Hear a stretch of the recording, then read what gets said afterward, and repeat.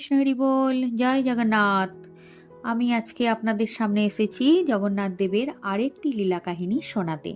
একজন মুসলিম ব্যক্তি কিভাবে জগন্নাথ দেবের একনিষ্ঠ ভক্ত হয়ে উঠলেন, সেই কাহিনী আপনাদের আজকে শোনাবো, যেটা শুনলে আপনারা অবাক হয়ে যাবেন।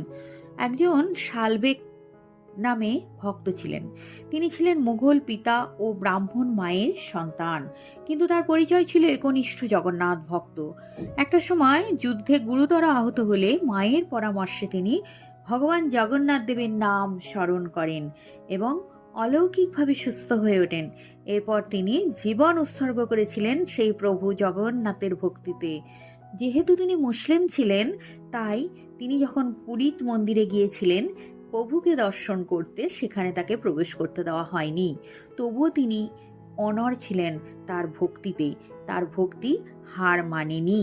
তিনি বড় দণ্ডের পাশে বসে প্রভুর দর্শনের অপেক্ষা করতেন। একটা সময় রথযাত্রায় অসুস্থতার কারণে সময় মতো তিনি পুরীতে পৌঁছাতে না পেরে আকুল হয়ে জগন্নাথের চরণে প্রার্থনা করেন প্রভু যেন তার জন্য অপেক্ষা করেন। জগন্নাথ দেবের নন্দী ঘোষ রথ শালবেগের যেমনি কুটিরের সামনে এলো, অমনি সেই ভক্তের আকুল ডাকে সাড়া দিয়ে সেই রথ থেমে গেল।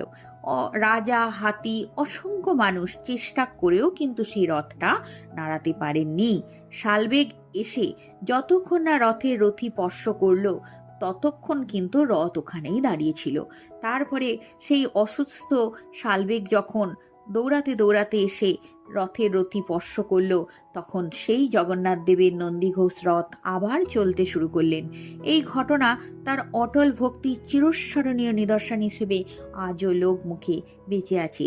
তিনি ওড়িয়া ভাষায় বহু ভজন রচনা করেন, যার মধ্যে আহে নীলা শৈলা বিশেষভাবে বিখ্যাত। আজও রথযাত্রায় সেই শালবেগের সমাধির সামনে রথ থামিয়ে তাকে শ্রদ্ধা জানানো হয়। জগন্নাথ হলেন জগতের নাথ। তিনি কখনো ভক্তকে ফেরান না। জয় জগন্নাথ। জগন্নাথ স্বামী নয়ন পথগামী ভব তুমি।